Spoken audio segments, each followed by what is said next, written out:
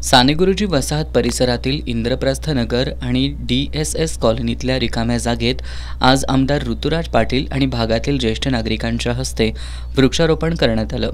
यावेळी स्थायी समितीचे माजी सभापती शारंगधर देशमुख, शहर अभियंता नेत्रदीप सरनोबत यांची यावेळी प्रमुख उपस्थिती होती। याप्रसंगी बोलताना आमदार ऋतुराज पाटील यांनी झाडं लावून ती जगवणं हे आव्हानात्मक असल्याचं सांगितलं। उपनगरांचा विस्तार झपाट्यानं वाढतोय। याशिवाय उपनगरांमध्ये राहण्यासाठी येणाऱ्या नागरिकांची संख्या त्याचबरोबर बांधकामांची संख्या दिवसेंदिवस वाढतीये। नवीन होणाऱ्या बांधकामांमुळे उपनगरातील झाडांची संख्या कमी होते की काय अशी शंका उपस्थित होतीये। त्यामुळे प्रत्येकानं घराच्या बांधकामाबरोबरच आपल्या घरासमोर एक तरी झाड लावण्यासाठी प्रयत्न करावेत असं आवाहन आमदार ऋतुराज पाटील यांनी केलं। महानगरपालिकेनं शहराच्या उपनगरात झाडं लावून ती जगवण्यासाठी प्रयत्न करावेत असंही त्यांनी सांगितलं। आज खऱ्या अर्थानं अनेक उपक्रम आपण घेत असतो।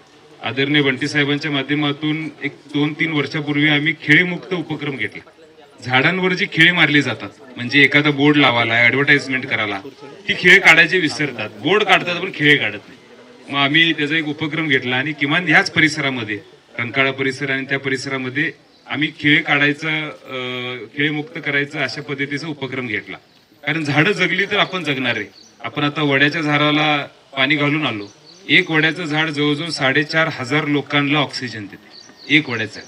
म्हणजे ह्या झाडाचं महत्व काय हे आपण ओळखून ते झाड लावणं अत्यंत गरजेचं आहे। आणि मला आनंद आहे की वेगवेगळी झाडं आपण आपल्या परिसरामध्ये लावायच्या माध्यमातून घेतलेला आहे। यावेळी करंजी, बदाम, कडुलिंब, पिंपळ आदी विविध प्रकारच्या वृक्षांचं रोपण करण्यात आलं। कार्यक्रमाला जिल्हा बँकेचे मुख्य कार्यकारी अधिकारी गोरख शिंदे, महानगरपालिकेचे सहाय्यक आयुक्त कृष्णात पाटील, गुरु जोशी, किरण पाटील, हेमंत जाधव, शिवाजी चौगले, रत्नदीप पाटील, सुकुमार जोशी, प्रशांत पोवार, जयदीप भोसले, प्रदीप कुलकर्णी, अमोल गायकवाड, अमित पाटील, दिलीप मंडलिक, मधुकर गायकवाड आदी उपस्थित होते।